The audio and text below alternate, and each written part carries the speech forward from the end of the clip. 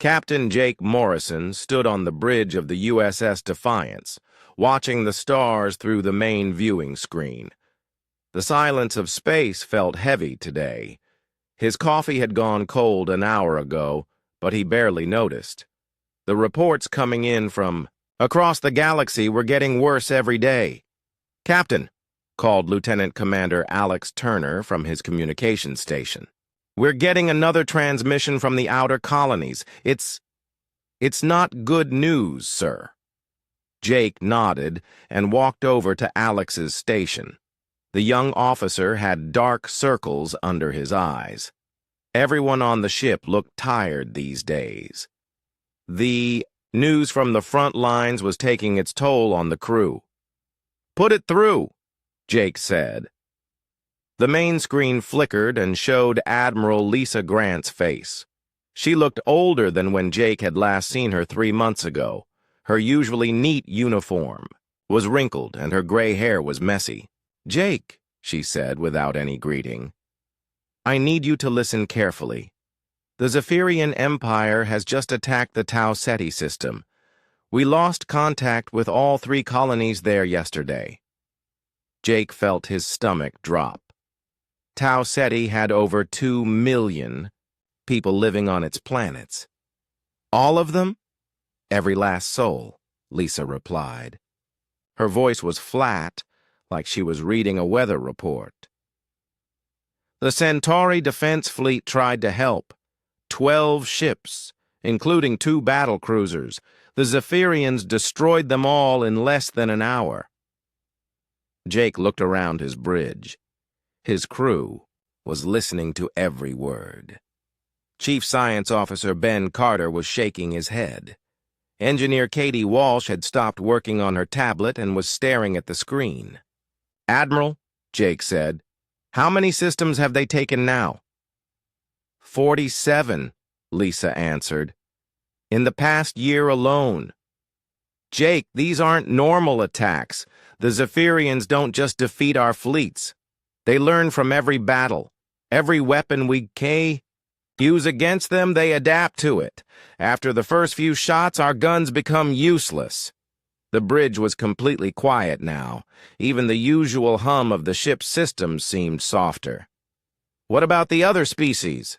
asked Commander Ryan Blake, Jake's second in command. "Surely someone has found a way to fight them?" Lisa's face became even grimmer. "The Andromedans had the most powerful fleet in this sector, 300 ships, including their flagship dreadnought. The Zephyrians destroyed them all in 2 days. The survivors said the enemy ships just absorbed their attack patterns and became immune to everything." Jake rubbed his forehead. "The USS Defiance was a good ship with a good crew, but they were just one battle cruiser. If entire fleets couldn't stop the Zephyrians, what chance did they have? The Crystalline Consortium tried next," Lisa continued. "They're known for their energy weapons. Same result. The Reptilian Empire lasted 3 hours with their kinetic bombardment systems. Even the peaceful Ethereals lost their homeworld when they tried to negotiate." 17 different species, Ben said quietly. "All of them defeated." Lisa nodded. 17 species with different technologies, different fighting styles, different weapons. None of it mattered. The Zephyrians learned from all of them and moved on. Suddenly, Alex's console started beeping rapidly. He pressed several buttons and turned to Jake with wide eyes. "Captain, we're receiving a distress signal. It's from Kepler Colony." Jake's blood went cold. Kepler Colony was only 2 days away, at maximum speed. It was a mining operation with about 50,000 people, including many families. "Put it through," Jake ordered. The screen split in half. Admiral Lisa was still on one side, but the other side showed a frightened man in a mining supervisor's uniform. Behind him, Jake could see smoke and flashing red lights. "This is Supervisor Danny Phillips at Kepler Colony," the man said. His voice was shaking. "We have 3 large ships approaching our system. They match the descriptions of Zephyrian vessels. We need immediate assistance. Please, is anyone out there? Jake looked at Lisa on the screen. She was already checking something on her own console. Jake, she said, the Defiance is the only ship within range. The nearest fleet is 6 days away. 6 days? Jake repeated. They'll be gone by then. No, Lisa said softly. Jake, I can't order you to do this. One ship against the Zephyrians? It would be suicide. Jake looked around his bridge again. His crew was waiting for his decision. Katie had put down her tablet and was watching him. Ben was pulling up star charts on his screen. Alex was already calculating jump coordinates. Ryan was checking weapon systems. How long until they reach Kepler? Jake asked. Maybe 6 hours, Danny Phillips answered from the colony. Captain, please, we have children here. Families. We can't evacuate everyone in time. Jake closed his eyes for a moment. He thought about all the reports they had received. 47 systems destroyed. Millions of people dead. Entire fleets wiped out. The Zephyrians seemed unstoppable. But 50,000 people were about to die, and the USS Defiance was their only hope. Admiral, Jake said, opening his eyes, we're going to Kepler. Lisa's face showed both pride and sadness. Jake, you know what happened? To all the other fleets, yes, ma'am. But those people need help, and we're the only ones who can give it. Ryan stepped forward. Captain, the crew is ready. We all knew this day might come. Katie nodded from her station. The ship is in perfect condition, sir. All systems are running at peak efficiency. Ben looked up from his charts. I've been studying the Zephyrian attack patterns. Maybe we can find something the others missed. Alex was already inputting coordinates. Course laid in for Kepler system, Captain. We can be there in 36 hours at maximum speed. Jake felt proud of his crew. They knew they were probably flying to their deaths, but none of them hesitated. Set course for Kepler, Jake ordered. Maximum speed. Aye, sir, Alex replied. On the screen, Danny Phillips looked relieved. Thank you, Captain. We'll hold out as long as we can. Admiral Lisa's image was still on the other half of the screen.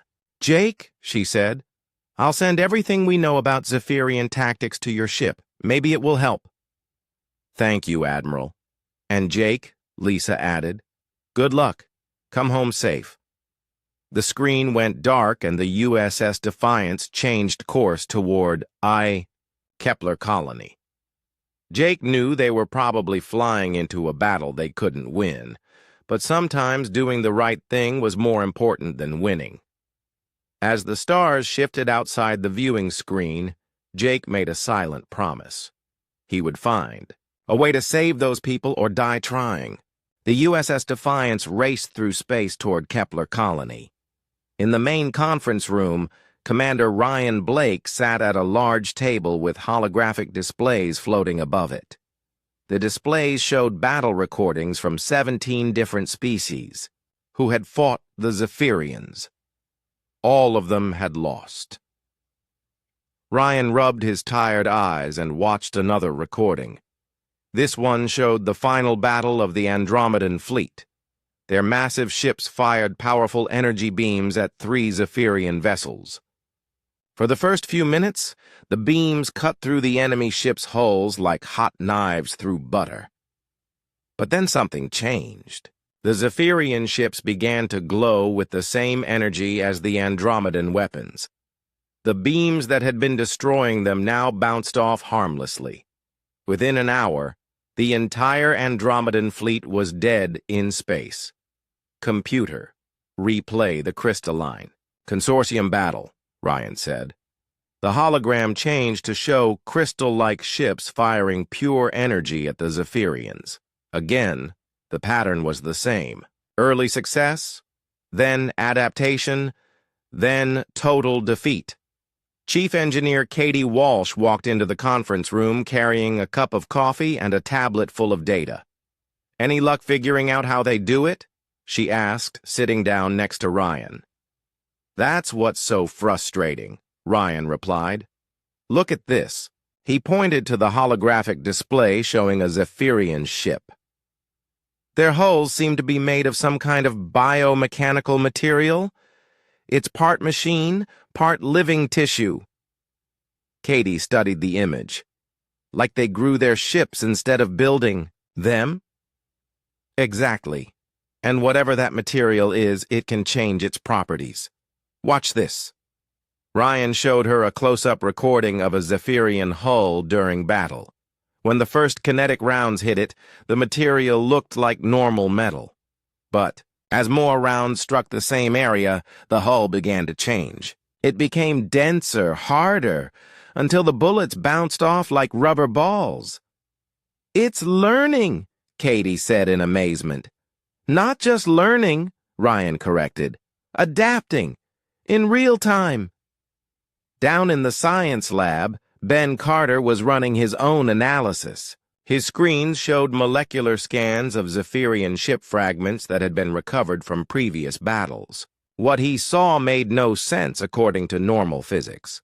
The material contained elements that shouldn't exist together. Organic compounds mixed with quantum metals. Neural pathways that looked biological but carried electronic signals. It was like someone had successfully merged a computer with a living brain.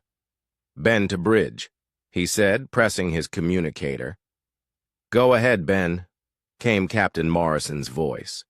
"Captain, I think I know how the Zephyrians adapt so quickly. Their ships aren't just machines, they're alive." "Alive how?" "The hull material contains what looks like neural networks. When weapons hit the ship, these networks analyze the attack. They figure out the weapon's frequency, its energy signature, its molecular structure. Then they change the hull to counter it. How fast can they adapt?" Ben looked at his data again. "Based on these recordings, about 15 to 20 minutes for energy weapons. Kinetic weapons take less time, maybe 10 minutes. "That's not very long," Captain Morrison replied. "No, sir, it's not."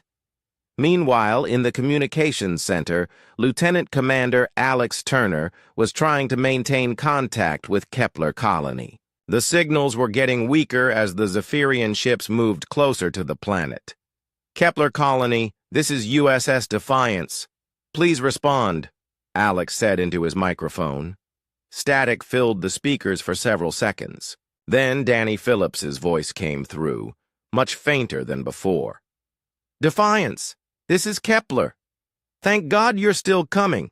The alien ships are getting closer. We can see them on our long-range sensors now." "How much time do you have?" Alex asked. "Maybe 4 hours before they reach orbital distance. Our defensive satellites are ready, but after what happened to the other colonies..." Alex understood. The satellites would buy them a few minutes at best. "We'll be there in 22 hours, Alex told him. "Hold on." "We'll try, Defiance. But these ships are huge. Each one is bigger than our entire mining station." The connection went dead. Alex tried calling back, but got only static. Captain Morrison walked into the communications center. "Any word from Kepler?" "I lost contact, sir. The Zephyrian ships might be jamming their communications." Jake nodded grimly. "Or they might already be under attack." "Sir," Alex said, "I've been thinking about something. Every species that fought the Zephyrians used their best weapons and their standard tactics. What if that's exactly what the enemy expects?" "What do you mean?" "Well, every military in the galaxy trains to fight efficiently. Disciplined formations, coordinated attacks, proven weapon systems. But what if the Zephyrians have adapted specifically to counter organized military tactics?" Jake thought about this. You're saying they've learned to fight against proper military strategy? Yes, sir. They've conquered so many worlds that they probably know how most species fight. They expect energy weapons, kinetic rounds, and coordinated fleet movements. This was an interesting idea. Jake decided to call a senior staff meeting. An hour later, the ship's senior officers gathered in the conference room. Ryan had his battle recordings still playing. Katie brought her engineering data. Ben had his analysis of the biomechanical hull material. We have 18 hours before we reach Kepler, Jake began. The Zephyrians will probably attack the colony in the next few hours. By the time we get there, we'll be fighting to save whatever's left. Captain, Ben said, I've been studying their adaptation process.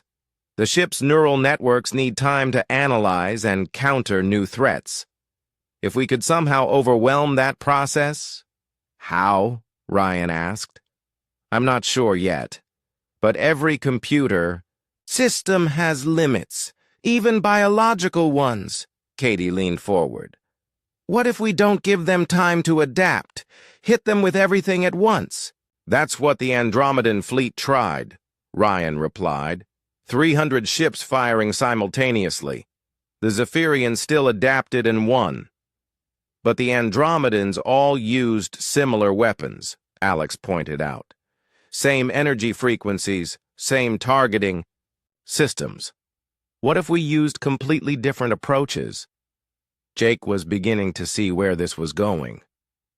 Random attacks instead of coordinated ones?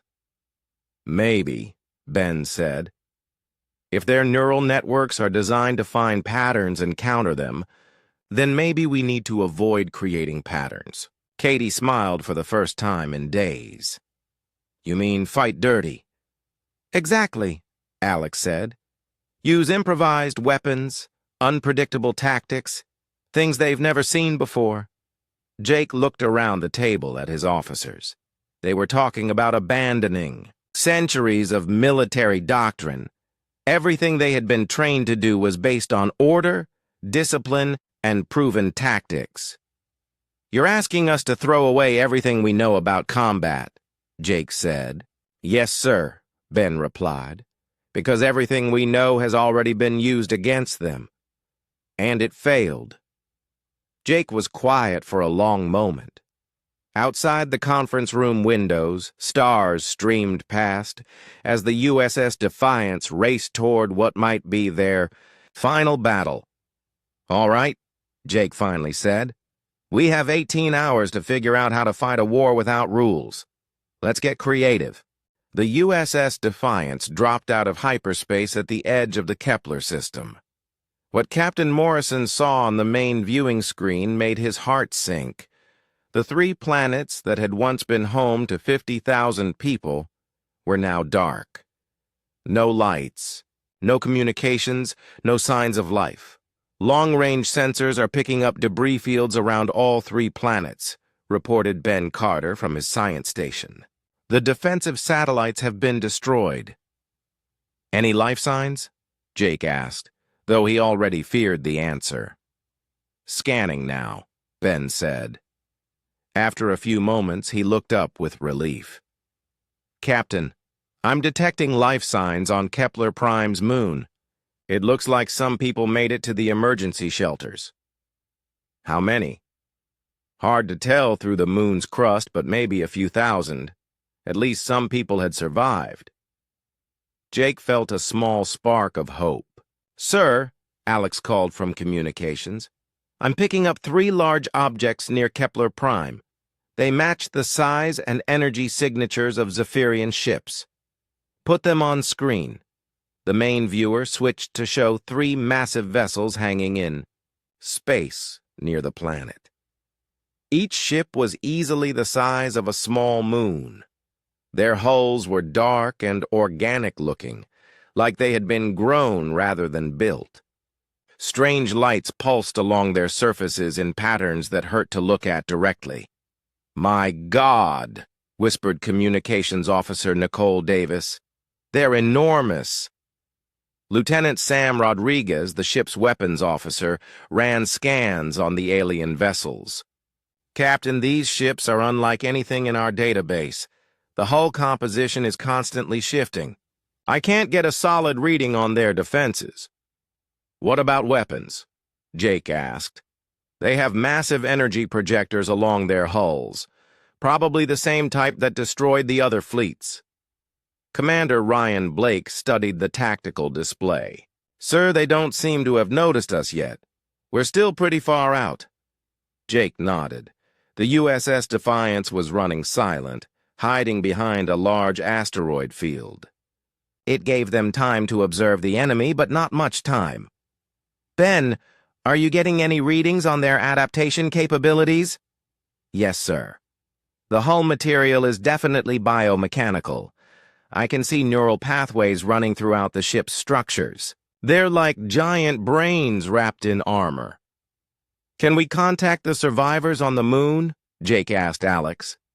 Alex tried several frequencies before getting a weak signal. Kepler Moon Base, this is USS Defiance. Do you copy? A crackling voice answered.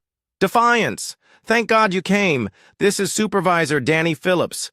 We've got about 3,000 people down here in the emergency bunkers. What happened to the colonies? Jake asked. The alien ship showed up 6 hours ago. They didn't even try to communicate. Just started firing these terrible energy beams. The colony's shields lasted maybe 10 minutes. Then everything went dark. Are the Zephyrian ships still active? They're just sitting there now like they're waiting for something. Some of our people think they're scanning the ruins, looking for survivors. Jake felt anger building in his chest. These creatures had murdered 47,000 innocent people without even trying to talk first. Danny, we're going to try to help you. But I need you to keep your people in the bunkers, no matter what happens up here. Understood, Captain. And thank you for coming. Jake cut the connection and turned to his crew. All right, everyone, this is it. 1 ship against 3. We all know how this usually ends. Sir, Sam said from weapons, I recommend we target their energy projectors first. If we can disable their main weapons... No, Jake interrupted. Remember what we discussed. Standard tactics won't work. They've seen coordinated weapon attacks before. Ryan looked confused. Then how do we start? Jake had been thinking about this during their journey. Katie, what's the status on our mining charges? Chief Engineer Katie Walsh checked her tablet. We have 12 heavy mining charges left over from the asteroid survey mission. Each one has enough explosive power to crack a small asteroid. Can you modify them into weapons? Well, they're not designed for ship-to-ship combat, but I could rig them as improvised torpedoes. The Zephyrians probably haven't seen anything like that before. Do it, Jake ordered. Sam, I want you to load our torpedo tubes with a random mix of everything we have. Standard torpedoes, probe charges, even some of those old training rounds. Sir, the training rounds don't have any explosive power. That's the point. I want their neural networks to waste time analyzing harmless targets. Ben looked up from his sensors. Captain, one of the Zephyrian ships is moving. It's heading toward the moon. Jake's blood went cold. Are they going after the survivors? It looks like it, sir. That settles it. All hands. Prepare for battle. Yellow alert. Warning lights began flashing throughout the ship. The crew moved quickly to their battle stations. Katie, how long until... Those mining charges are ready? Give me 5 minutes, she replied, already running toward the cargo bay. Sam, target the ship heading for the moon, but don't fire yet. Aye, sir. Jake watched the tactical display as the Zephyrian vessel moved slowly toward Kepler's moon. In a few minutes, it would be in range to destroy the emergency bunkers. All weapons ready, Captain, Sam reported. Katie here, came the engineer's voice over the intercom. Mining charges are loaded and ready. Fair warning, sir. They're completely unstable. I have no idea what they'll do when they hit something. Perfect, Jake said. Exactly what we want. Sir, Ben said, the Zephyrian ship will reach the moon in 3 minutes. Jake took a deep breath. Red alert! All hands to battle stations. The bridge lighting changed to red.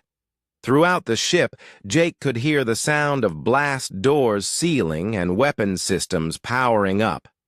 Alex, open a channel to all frequencies. Channel open, sir. This is Captain Jake Morrison of the USS Defiance to the Zephyrian vessels. You will cease your attack on Kepler Colony immediately and withdraw from this system. For a moment, there was only silence. Then a sound came through the speakers that made everyone on the bridge uncomfortable. It was like static mixed with whispers and machine noise. Ben checked his translation computer. Sir, I think they're trying to communicate, but our computers can't understand their language. The alien noise continued for several seconds, then stopped. I think that was their answer, Ryan said grimly. The lead ship is almost at the moon, Ben reported. 90 seconds. Jake gripped the arms of his captain's chair. Take us in, Alex. Full impulse power. Sam, fire everything we discussed as soon as we're in range. Aye, sir. The USS Defiance burst from behind the asteroid field and raced toward the 3 massive Zephyrian ships. On the viewing screen, Jake could see the alien vessels beginning to turn toward them. They've noticed us, Nicole reported. 60 seconds to the moon, Ben said. 30 seconds to weapons range, Sam added. Jake watched the countdown on his tactical display. Everything they had planned came down to the next few minutes. All ships are targeting us now, Ryan reported. They're powering up their main weapons. 20 seconds to range, Sam said. Fire when ready, Jake ordered. Firing now!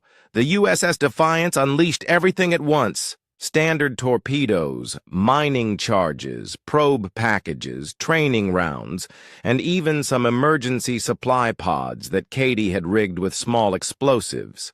It was the most unorganized, random attack in the history of space warfare, and for the first time in the war against the Zephyrians, it actually worked. The chaotic barrage from the USS Defiance struck the Zephyrian ships like nothing they had ever experienced.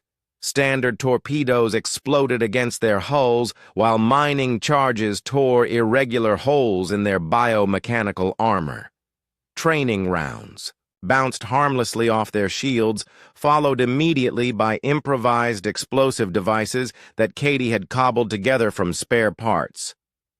Direct hits on all 3 ships, Sam Rodriguez shouted from his weapons station, but Jake Morrison wasn't celebrating yet. He had seen the battle recordings. The Zephyrians always adapted quickly.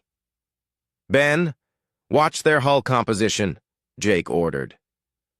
Tell me when they start adapting. Chief Science Officer Ben Carter studied his sensors carefully. Sir, something strange is happening. The hull material is trying to adapt, but it's flickering, like it can't decide what to protect against. What do you mean? Look at this, Ben said, putting his readings on the main screen. The neural pathways in their hulls are firing constantly. They're trying to analyze the mining charges, but before they can finish, a training round hits. So they switch to analyzing that, but then an explosive supply pod hits a different section. Commander Ryan Blake smiled grimly. Their brains are getting confused. Exactly, Ben confirmed. They're designed to identify patterns and adapt to them, but we're not using any patterns. On the viewing screen, the 3 massive Zephyrian ships were beginning to return fire. Beams of crackling energy lanced toward the USS Defiance. Evasive maneuvers, Jake commanded. Alex Turner sent the ship into a wild spiral that avoided most of the enemy fire, but one beam clipped their port side, and the ship shuddered under the impact. "Minor damage to port shields," Katie reported from engineering. "We can take a few more hits like that." "Sam, reload with more random ammunition. Katie, what else can you turn into a weapon?" "I've got some emergency beacons, a few old sensor probes, and about 20 industrial replicator units," Katie replied. "Give me 2 minutes and I can make them all explode." "Do it." Meanwhile, Ben was watching the Zephyrian ships with growing excitement. "Captain, their adaptation systems are overloading. The neural pathways are firing so fast they're starting to burn out." "How long before they recover?" "I don't know, sir. This has never happened before. The ship that had been heading toward—" The moon suddenly stopped and began drifting. Strange lights flickered along its hull in erratic patterns.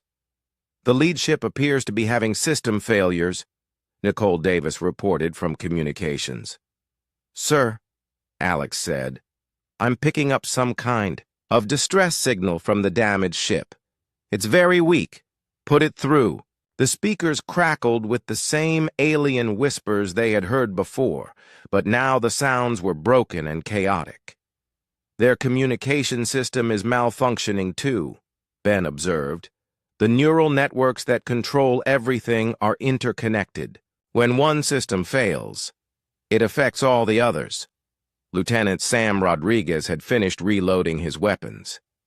"Captain, ready to fire again." "What did Katie give you this time?"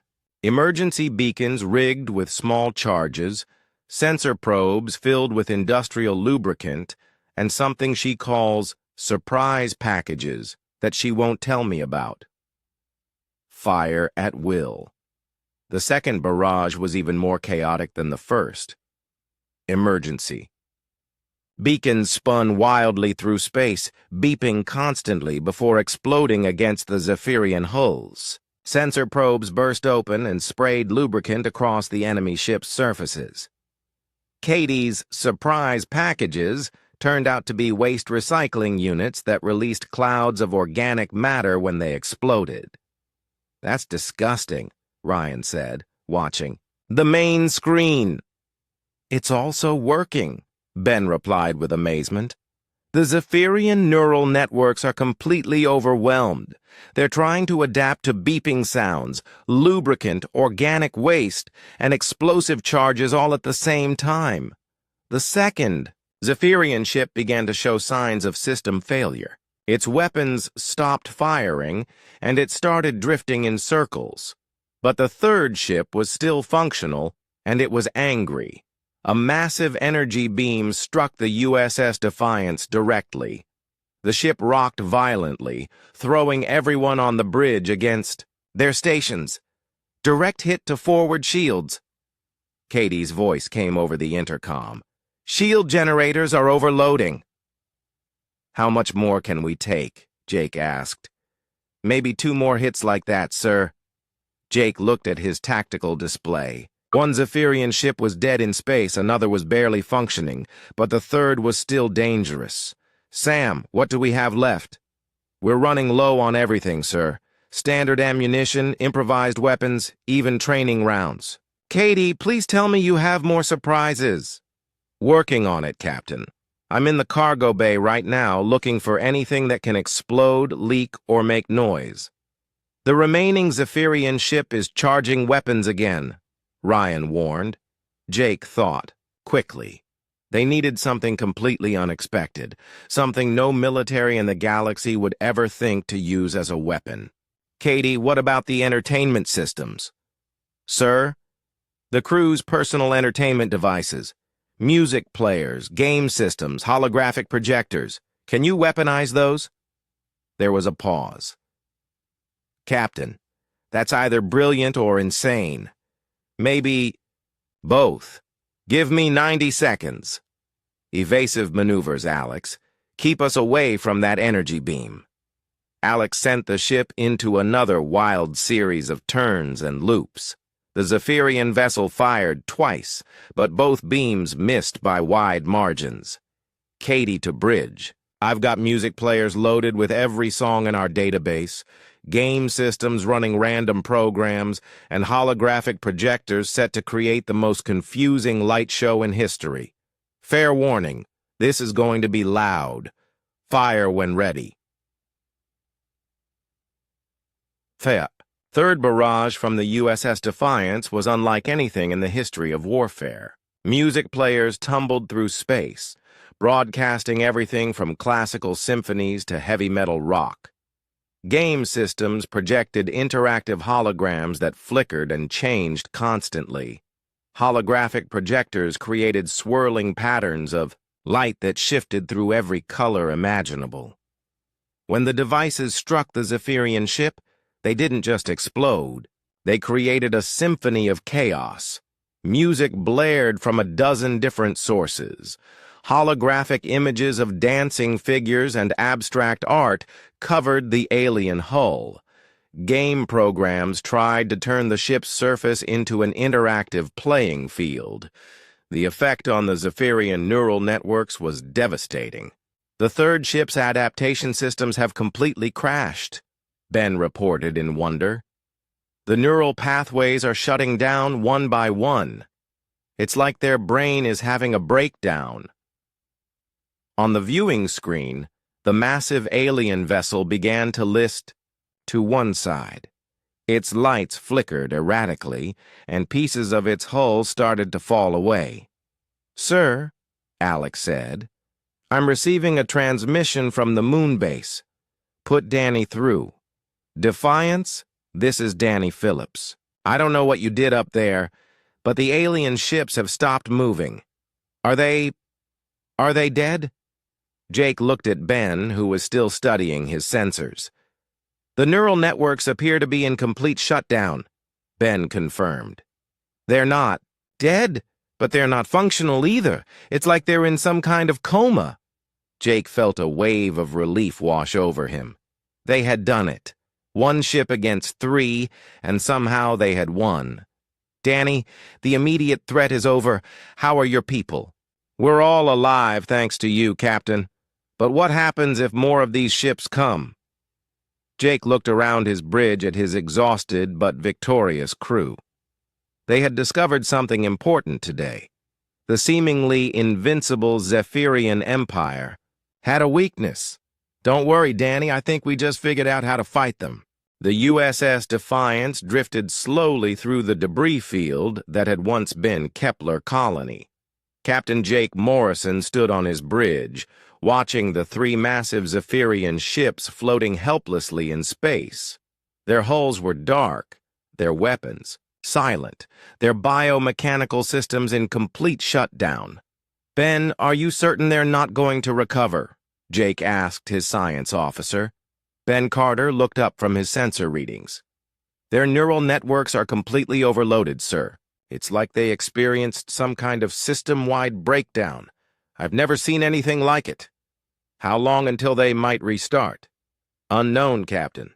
Could be hours, could be days, maybe never."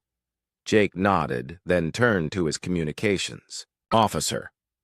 Alex, send a priority message to Admiral Grant.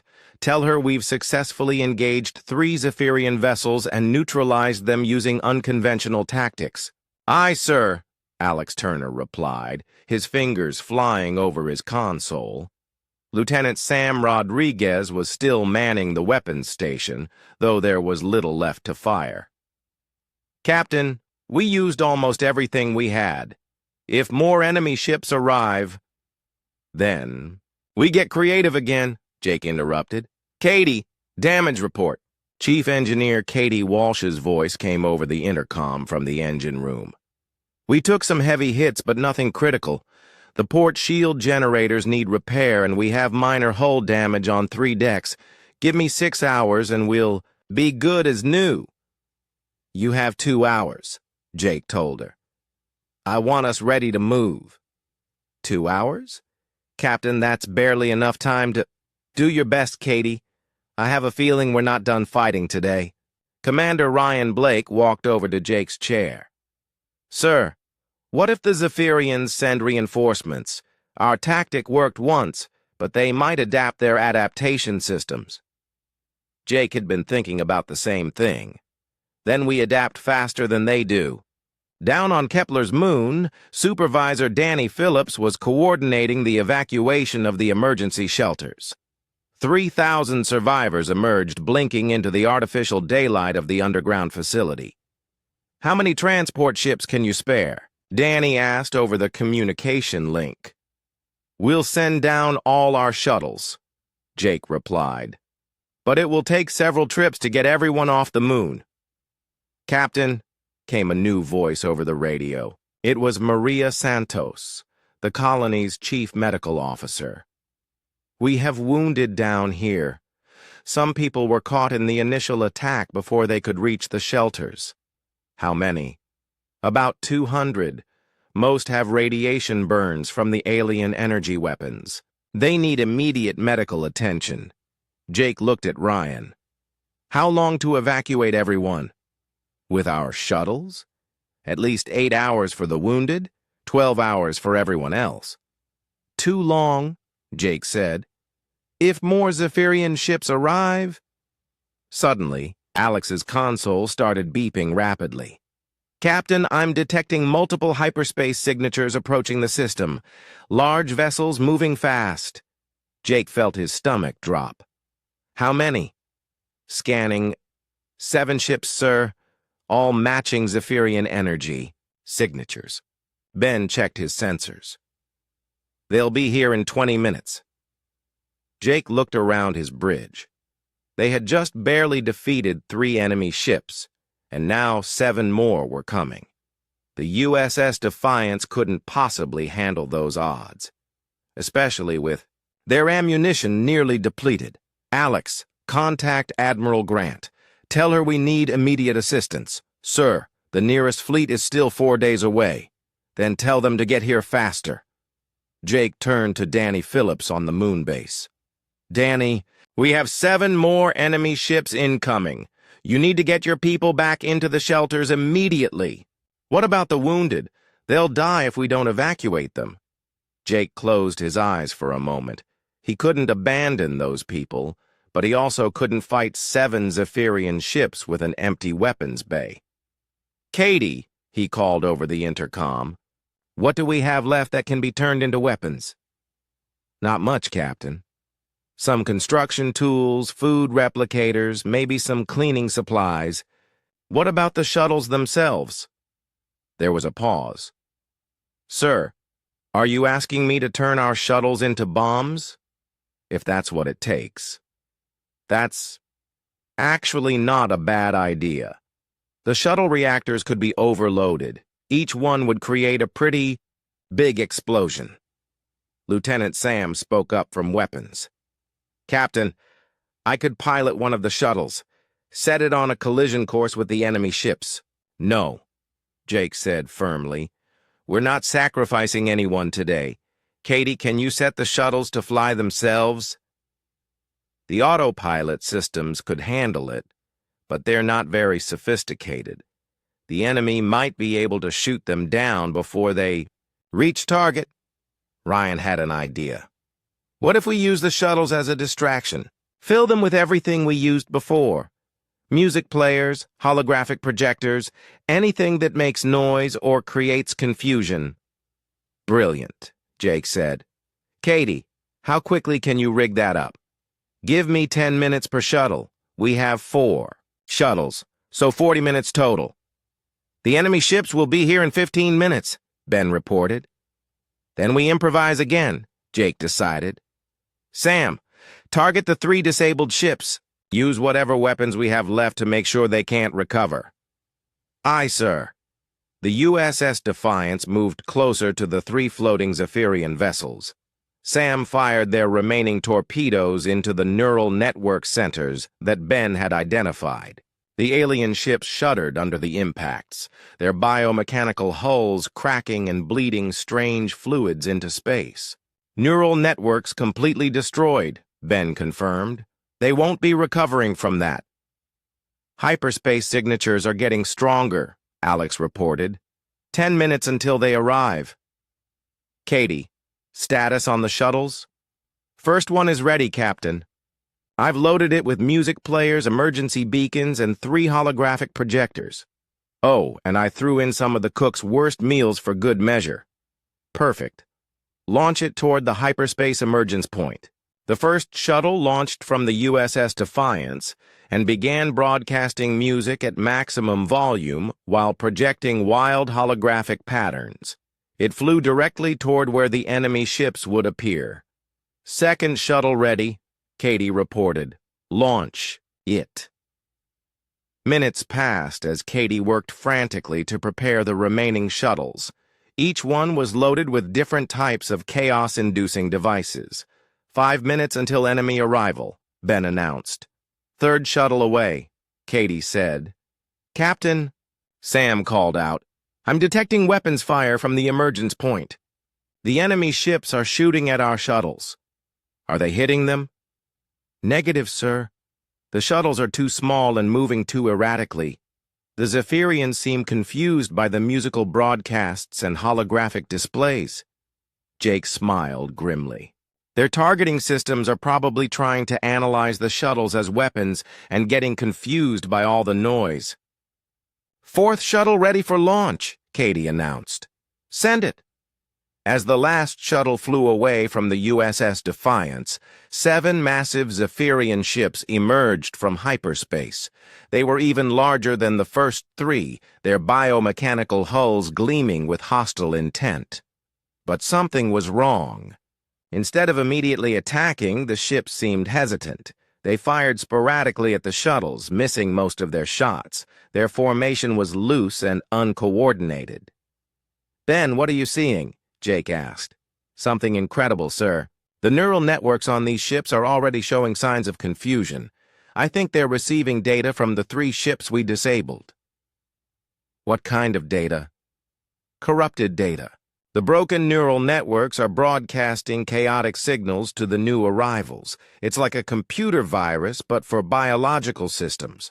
Ryan understood immediately. The disabled ships are infecting the new ones with confusion.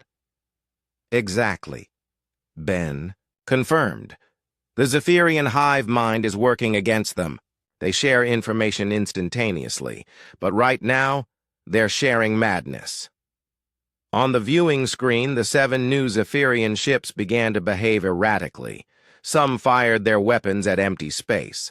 Others started spinning in circles. 2 of them actually began firing at each other. Katie to bridge, came the engineer's voice. Captain, you need to see this. I'm getting readings that suggest the enemy ships are fighting each other. Jake watched in amazement as the 7 most advanced warships in the galaxy descended into chaos. Their shared neural network, designed to make them invincible, had become their greatest weakness. Alex, contact the moon base. Tell Danny Phillips that it's safe to begin evacuation procedures. Aye, sir. Jake sat back in his captain's chair, hardly believing what he was seeing. They had discovered something that no other species had figured out in all their battles against the Zephyrians. Thy enemy's greatest strength could be turned into their greatest vulnerability. Captain Jake Morrison watched in fascination as the 7 Zephyrian ships continued their chaotic behavior. 2 of the massive vessels had collided with each other while spinning out of control. Another was firing its weapons randomly into space. The remaining ships drifted aimlessly, their biomechanical systems clearly malfunctioning. This is incredible, Ben Carter said from his science station. The corrupted data from the disabled ships has spread through their entire network. It's like a chain reaction of confusion. Communications Officer Nicole Davis looked up from her console with excitement. Sir, I'm receiving transmissions from multiple sources. Other ships in the area are asking what's happening here. What other ships? Jake asked. Cargo vessels, mining ships, even some civilian transports. They're all hiding in nearby systems, but they can see the battle on their long-range sensors. Commander Ryan Blake walked over to Jake's chair. Captain, this could be our chance to spread the word. If other ships know that the Zephyrians can be defeated, Jake understood immediately. Alex, open a channel to all ships in the area. Channel open, sir. This is Captain Jake Morrison of the USS Defiance to all vessels receiving this transmission. We have successfully disabled 10 Zephyrian warships using unconventional tactics. The enemy can be defeated, but only if we abandon traditional military strategies. The response was immediate. Nicole's console lit up with incoming messages from dozens of ships. Captain Morrison, this is the cargo ship Stellar Wind. Did you really defeat the Zephyrians? Defiance? This is Mining Platform 7. How did you do it? USS Defiance. This is Transport Captain Lisa Chang. Please tell us what you learned. Jake looked around his bridge. His crew was smiling for the first time in months. They had not only survived an impossible battle, but they had discovered hope for the entire galaxy. All ships, Jake announced. What we learned is simple. The Zephyrians adapt to organized, predictable attacks, but they cannot handle random, chaotic tactics. Use improvised weapons, play loud music, create confusion. Their neural networks will overload. Down on Kepler's moon, Supervisor Danny Phillips was organizing the evacuation when he received an interesting message from one of his mining teams. Danny, this is Foreman Pete Wilson on Mining Platform Delta. We've been listening to the space battle on our communications system. Do you think we could help somehow? Danny thought about this. The mining platforms had powerful equipment designed for breaking apart asteroids. Maybe that equipment could be useful. Pete, what kind of gear do you have up there?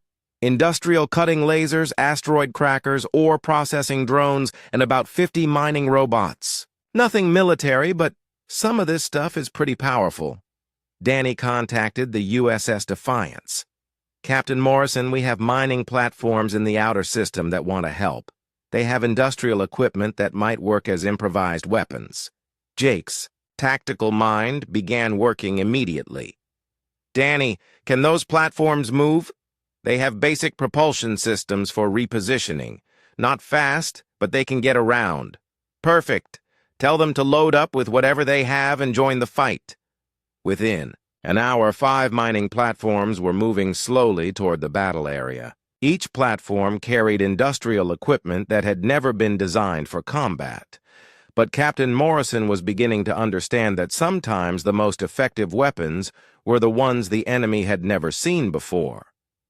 Captain, Alex reported, I'm receiving a transmission from the mining platforms. They want to know what they should do with their equipment. Put them through. The main screen showed Foreman Pete Wilson, a gruff man in a mining suit covered with asteroid dust. Captain Morrison, we're honored to help, but we're not military. We don't know anything about space combat. That's perfect, Pete. Military thinking is exactly what we need to avoid. Just use your equipment the way it was never meant to be used. I'm not sure I understand. Turn your mining lasers into weapons. Use your ore processing drones as missiles. Program your mining robots to do things they weren't designed for. The more chaotic and unpredictable, the better. Pete grinned. Captain, we've been improvising with broken equipment for years. I think we can handle this. The mining platforms spread out around the confused Zephyrian ships and began their attack. Industrial cutting lasers designed to slice through asteroids carved random patterns into the alien hulls. Ore processing drones, normally used to sort minerals, swarmed around the enemy ships making grinding and beeping noises while releasing clouds of metallic dust. But the most effective weapons were the mining robots. Pete's team had programmed them to perform their normal mining routines, but on the Zephyrian ships instead of asteroids. The robots began drilling holes, taking core samples, and attempting to extract minerals from the biomechanical hulls. The enemy neural networks are having complete breakdowns, Ben reported with amazement.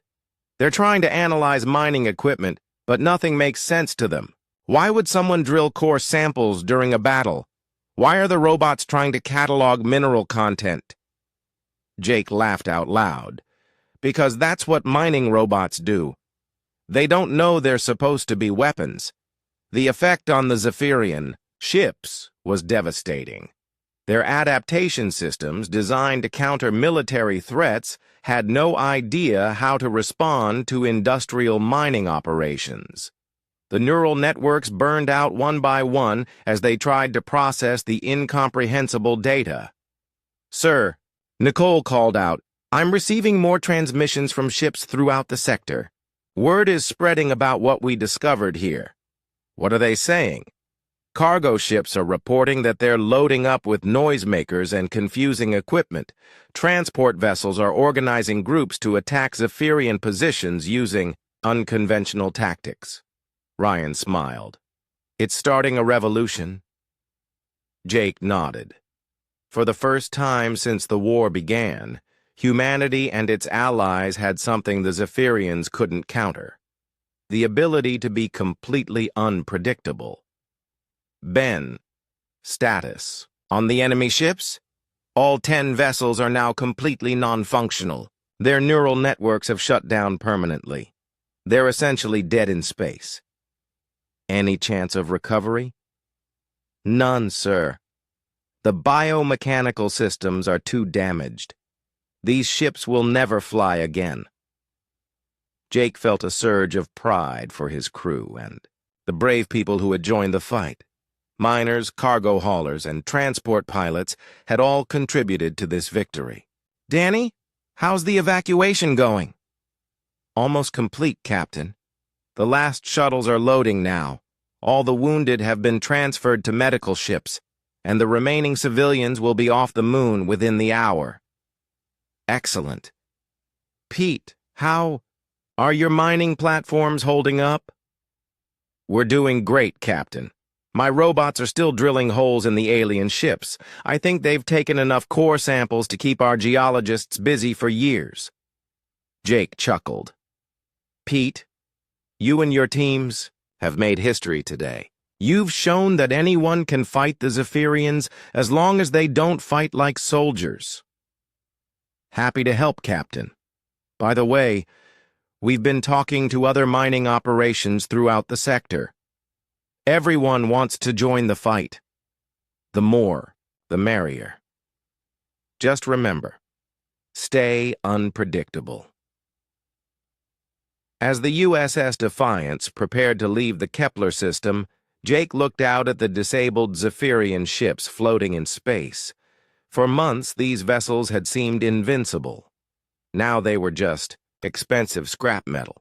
"Alex, send a message to Admiral Grant. Tell her we're heading back to base with complete tactical data on how to defeat the Zephyrians." "Aye, sir." "And Alex? Tell her to start gathering every improvised weapon, noisemaker, and piece of random equipment she can find. We're going to need all of it." Jake sat back in his captain's chair as the USS Defiance jumped to hyperspace. Behind them, the Kepler system was safe. Ahead of them, a galaxy full of possibilities waited. The Zephyrian Empire had conquered worlds by adapting to every military strategy they encountered. But they had never faced the one thing that humans did better than any other species in the galaxy. They had never faced pure, beautiful chaos. 3 days after the battle at Kepler, the USS Defiance arrived at Starbase Phoenix, the largest human military facility in the sector. Admiral Lisa Grant was waiting for them at the docking bay, along with representatives from 17 different species whose worlds had been destroyed by the Zephyrians. Captain Jake Morrison walked down the shuttle ramp and saluted the Admiral. "Mission accomplished, ma'am. The Kepler survivors are safe, and we have important intelligence about enemy capabilities." Admiral Grant returned the salute, but Jake could see the tension in her face. "Jake, we need to talk immediately. The situation has changed dramatically since you left." They walked quickly through the corridors of the starbase toward the main conference room. Jake noticed that the hallways were packed with beings from across the galaxy. Andromedan crystal warriors stood next to reptilian soldiers. Ethereal diplomats floated alongside human engineers. "What's happening here?" Jake asked. "Word of your victory at Kepler has spread throughout the galaxy," Lisa replied. "Every species that lost ships to the Zephyrians wants to know how you did it. More importantly, they want to help." They entered the conference room, where a massive holographic display showed the current state of the war. Red markers indicated Zephyrian-controlled systems. There were far more of them than Jake remembered. "How many systems have they taken while we were gone?" Jake asked. 12 more, Lisa replied grimly. "But for the first time, they've also lost some. 3 different species have successfully used your chaotic tactics to defeat Zephyrian fleets." The holographic display zoomed in on a system where blue markers indicated recent Allied victories. "The Crystalline Consortium tried your approach at the Vega system," Lisa explained. "Instead of using their organized energy attacks, they fired random crystal formations while playing discordant music.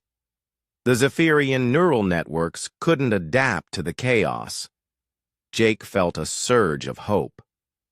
"How many enemy ships did they destroy?" 8. "But Jake, there's a problem." The display changed to show a different system, where a massive fleet of red markers was gathering. "The Zephyrians are learning too. They've started sending much larger fleets to compensate for their adaptation problems. Instead of 3 or 4 ships, they're now attacking with 20 or 30 vessels at once." Jake studied the display. "They're trying to overwhelm us with numbers." "Exactly. And worse, we're getting reports that they're developing new tactics. Watch this." The holographic display showed a recent battle recording. A Zephyrian fleet approached a defended system, but instead of attacking immediately, they spread out and observed for several hours. "They're studying our chaotic tactics," Lisa continued, "learning to recognize the signs of improvised weapons and unconventional strategies." Commander Ryan Blake, who had accompanied Jake to the meeting, pointed at the display. "Admiral, are they adapting to our adaptation?" "We think so. Intelligence reports suggest that the Zephyrian Empire has created specialized observer ships. They watch battles from a distance and analyze our chaotic tactics, looking for patterns even in the randomness." Jake sat down heavily in one of the conference chairs. "So we need to stay ahead of them. Be more chaotic than they expect." "That's where you come in," Lisa said. "Jake, I'm promoting you to fleet captain and giving you command of a new task force. Your mission is to develop and test new unconventional tactics faster than the Zephyrians can analyze them." "What kind of task force?" Lisa smiled for the first time since Jake had arrived. "The most mismatched collection of ships and crews in galactic history. Cargo haulers, mining vessels, exploration ships, even some passenger liners, plus a few military vessels for support. You want me to command civilians? I want you to command creative thinkers, people who haven't been trained to fight in predictable ways." Jake thought about the mining platforms at Kepler and how effective they had been. "What about crew training?" "No formal training. That's the point. We need people who will do things that no military academy would ever teach." The conference room doors opened and several people walked in. Jake recognized Foreman Pete Wilson from the mining platform, along with Chief Engineer Katie Walsh and Lieutenant Sam Rodriguez from his own crew. "These are some of your new squadron leaders," Lisa explained. "Pete will command the mining vessel division. Katie will head up the improvised weapons development team. Sam will coordinate with any military vessels that join the task force." Admiral, Jake said, this is either the most brilliant idea in military history or the most insane. Probably both, she replied. But it's what we have. The holographic display changed again, showing a new system under Zephyrian attack. Your first mission is at the Proxima system, Lisa continued. Intelligence reports that the Zephyrians are sending their largest fleet yet, 50 ships, including some new designs we've never seen before. Jake studied the tactical information. Proxima was a heavily populated system with over 1 billion inhabitants across 4 planets. When do we leave? Your ships are already being assembled. You'll have 36 vessels of various types, plus whatever local forces you can recruit when you arrive. 36 ships against 50 Zephyrian vessels, Ryan said quietly, and most of our ships aren't even military. That's exactly why it might work, Pete Wilson spoke up. Captain Morrison, my mining crews have been talking to cargo haulers, transport pilots, and exploration teams throughout the sector. Everyone wants to fight, but nobody knows how. You've shown us that not knowing how to fight properly is actually an advantage. Jake looked around the room at the faces staring back at him. These weren't trained soldiers. They were ordinary people who had decided to do something extraordinary. All right, Jake said. When do we leave? 1 hour, Lisa replied. Your flagship is the USS Defiance, of course. Your fleet will rendezvous at the Centauri way station and proceed to Proxima together. What about supplies? Katie Walsh grinned. Captain, I've been talking to supply officers throughout the starbase. We're loading the ships with the most random collection of equipment imaginable. Musical instruments, art supplies, cooking gear, recreational holographic programs, even some circus equipment from an entertainment ship. Circus equipment? Apparently there's nothing more confusing to a military mind than a juggling robot. Jake couldn't help but smile. All right, people. Let's go save Proxima and see just how chaotic we can make this war. As the meeting broke up and everyone headed to their ships, Admiral Lisa Grant pulled Jake aside. Jake, there's something else you need to know. Our intelligence suggests that the Zephyrians are planning something big. This attack on Proxima might be a test of their new tactics. What kind of test? We think they're trying to develop counter-chaos strategies, ways to fight unpredictable enemies. If they succeed at Proxima, then our advantage disappears, Jake finished. Exactly. This might be our last chance to prove that human creativity can stay ahead of their adaptation. Jake nodded grimly.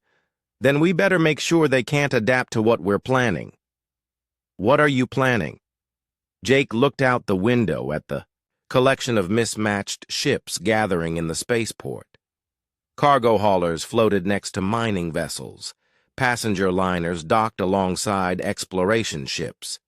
In the middle of it all, the USS Defiance waited like a shepherd watching over an unlikely flock.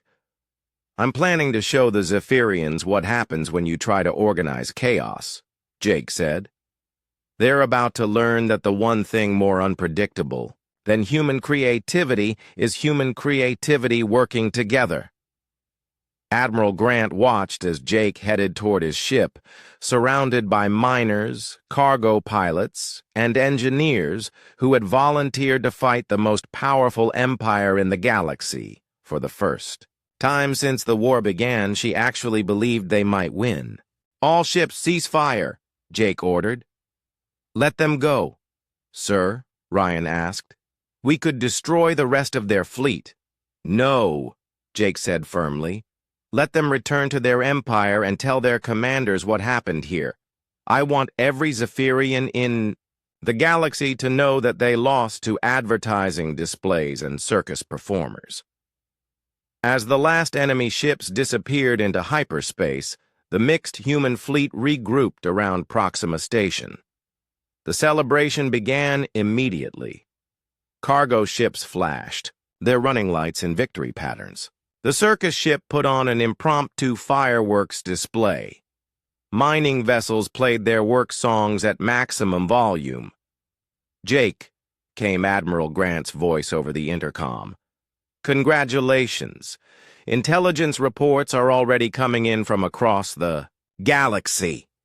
The news of your victory is spreading faster than hyperspace travel." "What kind of reports, Admiral?" "Zephyrian fleets are pulling back from their forward positions. It seems that news of their defeat by circus performers has caused morale problems throughout their empire. Apparently, their warrior culture can't accept being defeated by entertainment." Jake laughed. "So we've won by embarrassing them?" "More than that. Intelligence suggests that the Zephyrian Empire is experiencing internal conflicts. Some factions want to develop new tactics to counter chaos warfare, but others believe that fighting unpredictable enemies violates their military honor codes. Either way," Jake said, "they've stopped advancing. For now. But Jake, this war isn't over. The Zephyrians will eventually find ways to counter our chaos tactics. Then we'll just have to stay more creative than they are," Jake replied. "Admiral, I'm recommending that we establish chaos warfare training centers throughout the galaxy. Teach every species how to fight unpredictably." "Using what curriculum?" Jake looked around his bridge at his crew, then out at the amazing collection of ships that had just won the most important battle of the war. "No curriculum at all. That's the point. Just give everyone the tools to be creative and let them figure it out themselves." Over the following months, the news of the Proxima victory continued to spread. Species that had hidden from the Zephyrians for years began emerging from their hiding places. Cargo pilots became heroes. Circus performers were recruited by military forces. Mining equipment manufacturers couldn't keep up with demand from worlds that wanted to turn their industrial tools into improvised weapons. The Zephyrian Empire faced with enemy. Fleet Captain Jake Morrison stood on the bridge of the USS Defiance, watching the most unusual fleet in galactic history emerge from hyperspace at the edge of the Proxima system. 36 ships of every conceivable type spread out in a formation that would have made any military academy instructor weep with despair. Mining vessels flew alongside luxury passenger liners. Cargo haulers escorted scientific exploration ships. A traveling circus transport somehow ended up leading a group of freight carriers. In the center of it all, the USS Defiance tried to maintain some semblance of order. "Sir, communications," Officer Alex Turner reported. "All ships are reporting ready status, though I should mention that the circus ship is asking if they can deploy their acrobatic drones during the battle." "Tell them yes," Jake replied. "At this point, everything is a weapon." Commander Ryan Blake studied the tactical display showing the Proxima system. "Captain, the Zephyrian fleet is massive. 50 ships, just like intelligence reported. But these are bigger than anything we've seen before." Chief Science Officer Ben Carter was analyzing the enemy vessels with growing concern. "Sir, these new Zephyrian ships appear to have modified neural networks. They've added what looks like isolation chambers between different sections of their adaptation systems." "What does that mean?" "They're trying to prevent the cascade failures that we caused at Kepler. If one section of their neural network overloads, it won't affect the others." Jake nodded grimly. The Zephyrians were learning, just as Admiral Grant had predicted. "Pete, how are your mining ships doing?" "Foreman." Pete Wilson's voice came over the intercom from his command ship. "We're ready, Captain. I've got mining robots programmed to do things that would make their manufacturers file complaints. Plus, I loaded every ship with the loudest, most obnoxious equipment we could find." "Katie, status on the improvised weapons?"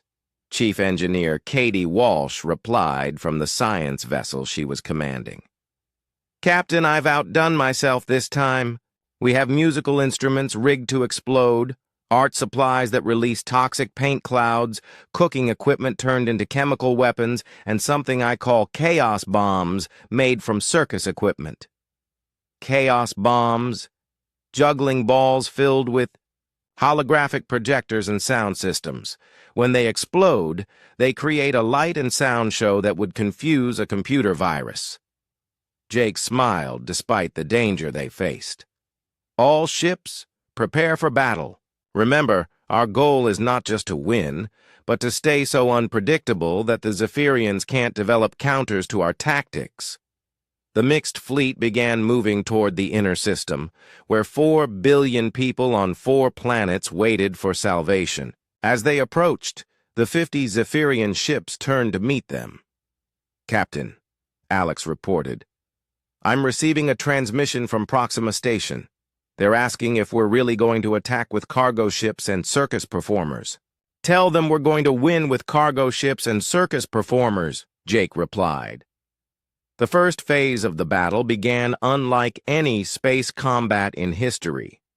Instead of forming organized attack formations, the human fleet scattered in completely random directions. Cargo ships began dropping their loads, creating clouds of consumer goods floating through space. The circus ship released its acrobatic drones, which began performing elaborate aerial routines while broadcasting calliope music. Mining vessels started their standard asteroid processing procedures, treating the Zephyrian ships like unusually large rocks. Passenger liners activated their entertainment systems at maximum volume, flooding space with music, comedy shows, and vacation advertisements. "The enemy neural networks are showing signs of confusion," Ben reported. "But they're not overloading like before. The isolation chambers are working. Then we need to be more creative," Jake decided. "All ships, implement Protocol Insanity." Protocol Insanity was something Katie had developed during their journey to Proxima. Instead of just being random, every ship would do the exact opposite of what military logic suggested. Cargo haulers began ramming Zephyrian ships at low speed, not to cause damage but to attach advertising displays to their hulls. Exploration vessels started scanning the enemy ships and broadcasting scientific reports about their findings. The circus ship deployed trampolines in space and began bouncing their acrobatic drones off Zephyrian hulls. Most incredibly effective was a passenger liner that began offering guided tours of the battle, complete with educational commentary about Zephyrian biology and tourism recommendations for their homeworld. "Sir," Ben said with amazement, "the Zephyrian adaptation systems are going insane. They're trying to classify advertising displays as weapons, analyze tour guide commentary as tactical data, and counter acrobatic performances as military strategies." The isolation chambers that were supposed to protect the Zephyrian neural networks began working against them. Each section was developing different interpretations of what was happening, and they couldn't communicate with each other to reach a consensus. "3 enemy ships are showing cascade failures," Ben reported. "Their neural networks are arguing with themselves." Jake watched the tactical display as the Zephyrian fleet began to fall apart. Ships that should have been working together started moving in opposite directions. Some vessels began firing at their own allies, apparently classifying them as threats based on corrupted data. "Pete, how are your mining operations going?" "Fantastic, Captain. My robots have attached themselves to 12 enemy ships and are currently trying to establish mining claims. According to their programming, they now own 30% of the Zephyrian fleet. Katie, status on your chaos bombs?" "Deploying now, sir. Fair warning, things are about to get very weird." Hundreds of juggling balls scattered through space, each one exploding into a riot of holographic images and sound effects. The space around the battle filled with virtual circus performers, dancing animals, abstract art, and music from every culture in the galaxy. The effect on the Zephyrian ships was devastating. Their biomechanical hulls began changing colors randomly as their neural networks attempted to process the sensory overload. Some ships started spinning in place, apparently, trying to track all the holographic performers. "Captain," Alex called out, "I'm receiving surrender signals from 7 Zephyrian vessels." "Surrender signals?" Jake asked in surprise. "Yes, sir. Their computers have apparently classified our circus performance as a form of psychological warfare and concluded that resistance is futile. Ben, what's happening to the rest of their fleet?" "Mass neural network failures across the board, sir. The isolation chambers aren't just failing to prevent cascade breakdowns. They're making them worse. Each section of their brain is reaching different conclusions about what we're doing, and they're all wrong." On the main viewing screen, Jake watched as the remaining Zephyrian ships began to retreat. But they weren't retreating in an organized fashion. Some ships fled toward their home territory, others headed for empty space, and a few actually started following the circus ship as if they were hypnotized by the acrobatic displays.